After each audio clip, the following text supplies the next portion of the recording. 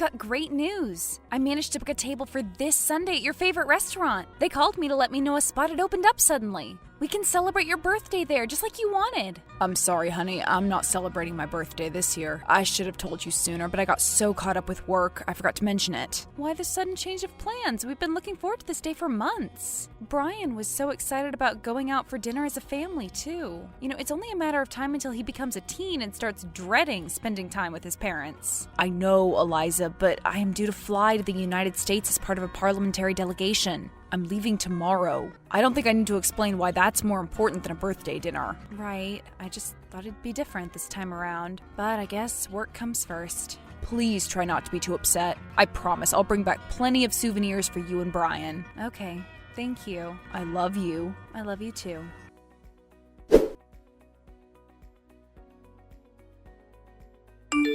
Did he leave? Yes, he left this morning. I can't believe you didn't ask him to stay. Wasn't he the one who suggested you go out for a fancy dinner? How many times is he going to go back on his word? Don't say that, Courtney. He's a busy man. It's not like he's going on a vacation. It's official business. You keep making excuses for him. When is he ever at home anymore? He's at work during birthdays, weddings, funerals. Don't you think he's being unfair to you? I knew what I was getting into when I agreed to marry him. I knew he was full of passion and determination. I knew he was ready to work tirelessly to get to the top of his career, but I didn't mind. If anything, it was the opposite. Back then, I found it endearing. You are allowed to change your mind. Your marriage contract isn't a prison sentence. You can leave anytime you want.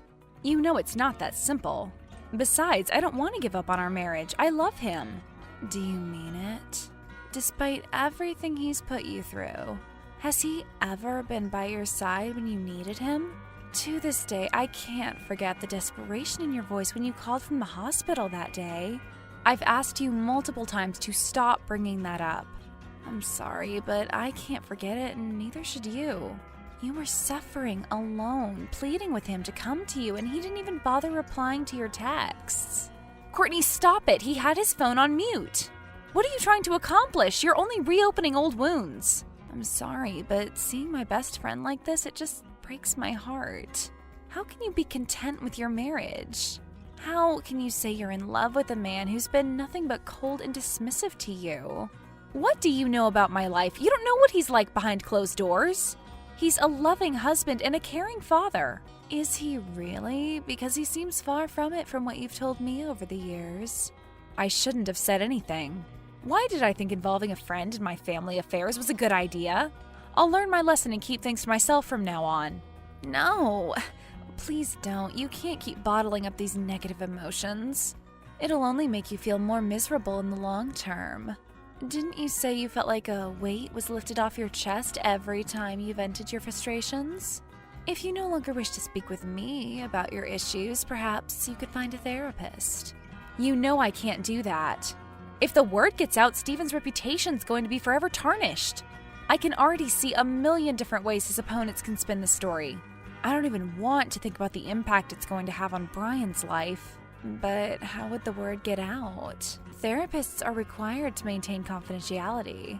I'm sure you'll be safe. The fact that they're required to keep things confidential brings me no comfort whatsoever. One thing being married to a politician has taught me is that nothing is ever truly confidential as long as there's a human element involved. Now you just sound paranoid. Last week I found out that our neighbor had a brain tumor. I am sorry to hear that, but what does that have to do with therapy sessions? The family has decided to keep it a secret for the time being. Nobody mentioned it to me. I just found out about it. I see. I don't want to lose your friendship, Courtney. You're the only person, apart from my husband, who I can trust completely. Please try to be a bit more understanding about my situation. And please try to be more supportive of our marriage. Okay, I promise I'll try. I guess his workload's bound to decrease eventually, right? Right.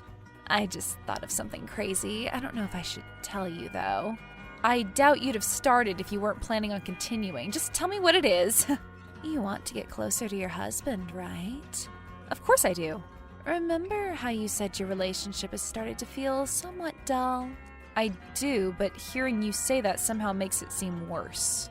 Well, what if you did something exciting and spontaneous to spice up your marriage? As long as that something isn't inappropriate, you know Brian is a light sleeper. Don't worry, it'll only be as inappropriate as you want it to be. I don't like where this is going. Okay, hear me out. What if you paid him a surprise visit on his birthday? You know which hotel he's staying at, right? That's actually not a terrible idea. He's staying here. Is that a veiled insult? What? Never! Anyway, I guess I could ask our nanny to stay overnight, but won't he be confused to see me show up out of nowhere? He's going to be out and about during the day anyway, and he'll probably be exhausted when he returns to the hotel room. He's going to be out of the hotel room all day? That's even better. Why? You can surprise him with an impromptu birthday celebration. He loves surprises, right? Wear a nice dress, get a small cake, and a nice bottle of champagne, and surprise him when he gets back.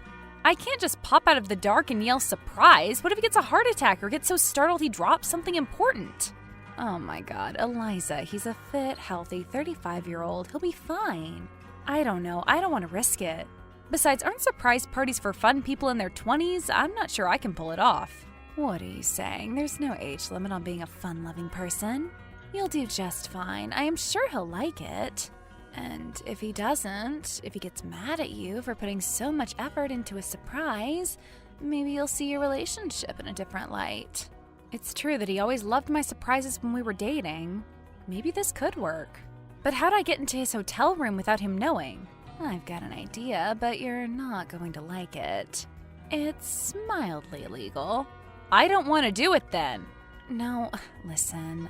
I saw the address of the hotel he's staying at. You know I've spent over 15 years in the hospitality industry, right? I can call in a favor and get you the master key.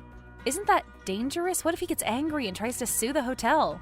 Sue the hotel? Seriously. Come on, Eliza. They'll manage to survive a lawsuit or two.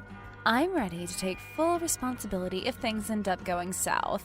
Okay, you've convinced me. I'll go and book a ticket. Don't forget to send me updates along the way. I won't.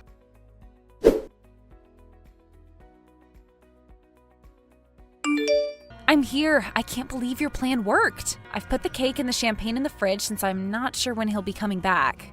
Did you change your clothes? I did. I put on a stunning red dress. He always tells me he loves the color red on me. Fingers crossed everything will go well. I'm cheering you on from here. I've put a note on the table so as not to surprise him too much. I'll hide in the bathroom and come out when he knocks on the door 3 times. Seems a little unnecessary, but, well, you know best.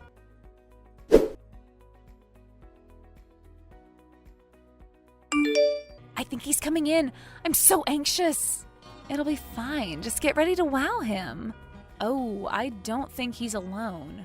What do you mean? Isn't it a bit late to host guests? Can you tell who it is? I'm not sure, but she does have a familiar voice. I think I might have heard her on TV once, though right now she doesn't sound as stern. Well, she's probably just one of his colleagues. I don't think they saw the note. They headed straight to the bedroom. I can hear them a bit more clearly now. They sound very cheerful. I can even make out her name. He's calling her Vanessa. Are you sure you heard that right? Vanessa? Yes, I told you they're standing right in front of the door. Eliza, please open that door immediately or lock it and I'll find a way to get them out of the hotel room. Why? Do you know who she is? If that's who I think it is, it's better if you open the door right away. Oh, they've stopped talking, but I can still hear them kissing?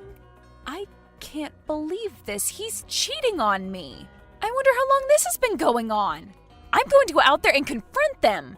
No, please just wait a moment. I'll call the front desk and get them to leave the room somehow. After that, you can grab the cake, the note, and the champagne and leave quietly. Why would I leave quietly? I can hear them through the door. This is torturous. Trust me, it's better this way.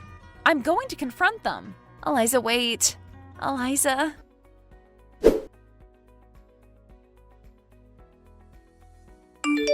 I'm in the laundry room. Why? What happened? I opened the door and confronted him. He looked shocked, and the woman he was with looked as though she was barely suppressing laughter. What a psycho! I was so furious I stormed out of the room. He didn't even follow me. Is this the woman who was in the room with him?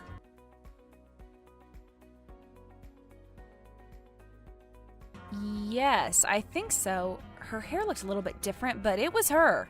It's just as I thought. The woman your husband was with is his political rival, Vanessa Meyer. What? Are you sure? How come I've never heard of her? I'm positive. She came onto the scene about a year ago and has been working out of the public eye. It's best if you don't do anything rash. She's said to be an ill-tempered, cold-hearted control freak with no empathy. Not a single one of her subordinates enjoys working for her, and the general public can't stand her either. Yet it's rumored that her party wants her to run as presidential candidate next year. Can you believe that? You can't be serious. If all that's true, how's she not out of a job by now? Her family's extremely wealthy, and I guess she has the right connections. I don't get it. How do you know all this insider information? You know my brother-in-law, right? He's the one who told our whole family about her during a drunken rant. Apparently, he worked at their office for over 18 years, and she fired him in a week for not looking put together enough. Can you imagine how humiliating that must have been for him? Getting fired by the untouchable young nepotism hire? But he couldn't retaliate since, I guess, she's a dangerous person to cross. I wouldn't expect any better from a shameless homewrecker. But what should I do now? I can't just hold my tongue and divorce him quietly in fear that his mistress might come after me. I honestly have no idea. I'm still not over the fact that Steven's sleeping with his opponent. I feel like someone's going to come after me now that I hold this information. Is this really the time for theatrics, Courtney? I'm sorry, just come back home first. You might be able to think of something during the flight. Sure, that sounds good. I'll head to the airport.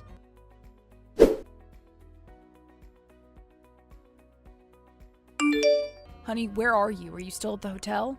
Oh, look who finally decided to look for me. Let me guess, you decided to finish what you'd started, and now you're texting me straight out of the shower? You aren't making any sense, Eliza. What you saw, it was just a misunderstanding. I had no idea you were planning on coming here. How exactly was it a misunderstanding? I caught you red-handed. I don't even want to think about what I'd have witnessed if I'd waited a bit longer. You wouldn't have witnessed anything. It was just a kiss, nothing more. Vanessa's an old friend of mine. An old friend you've never brought up in the conversation with your wife? Yes, I've been friends with her since university. We met long before I even met you. I didn't mention her because I thought you might misinterpret our relationship and get jealous. Judging by your reaction, my assumption was right. Are you really trying to pull the wool over my eyes, or have they perhaps updated the definition of the word friend? I'm telling the truth. I swear I haven't laid a finger on her in years. We dated for a few years in our 20s, but since then we've been strictly platonic. So she's your ex-girlfriend? How does that make things any better?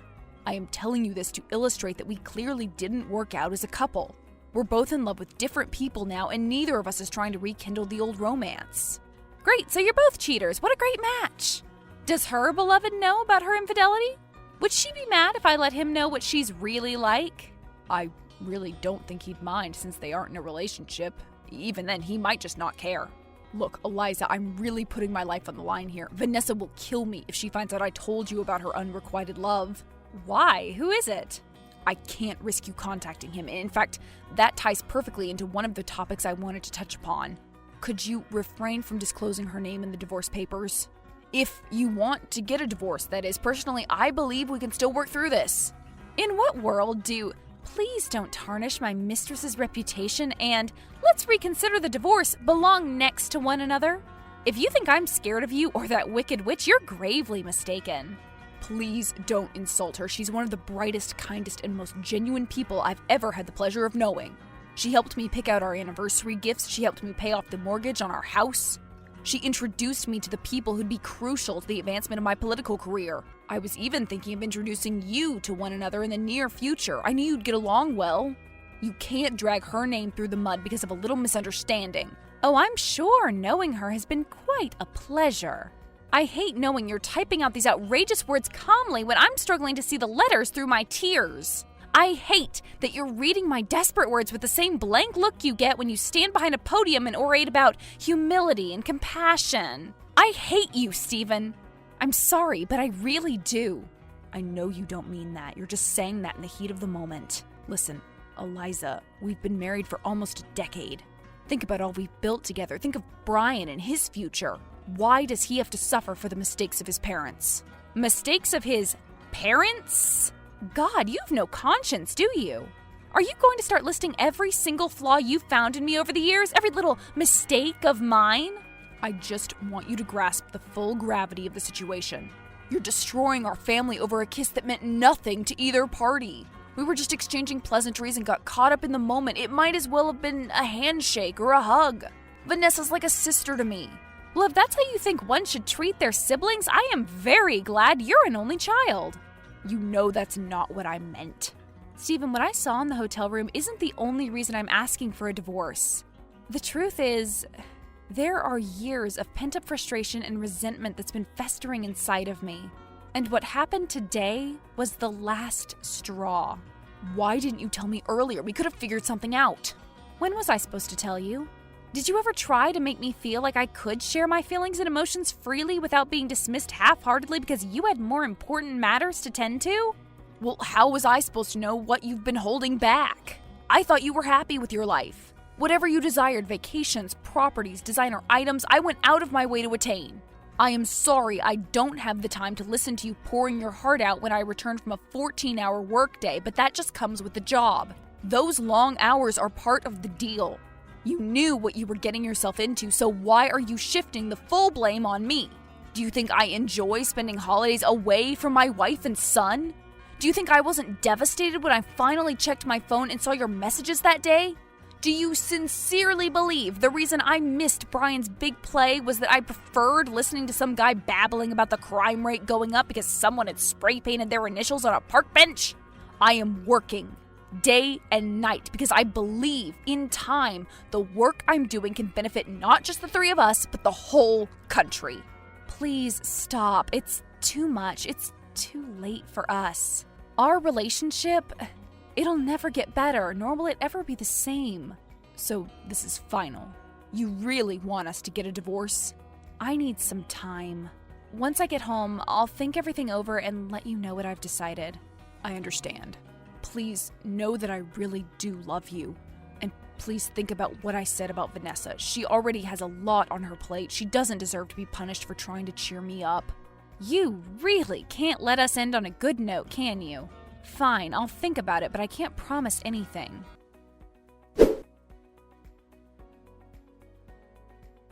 Stephen offered to settle the divorce outside of court. He offered to let me keep the house in exchange for not mentioning bringing up Vanessa's name. I spent days racking my brain trying to come up with a course of action that'd be the most beneficial to my son and me. Eventually, I decided to trust Stephen's words. I chose to believe that Vanessa really was a kind person at heart and that Stephen never intended to cause his family any harm. So I filed for divorce, citing his liaison with Vanessa as the reason.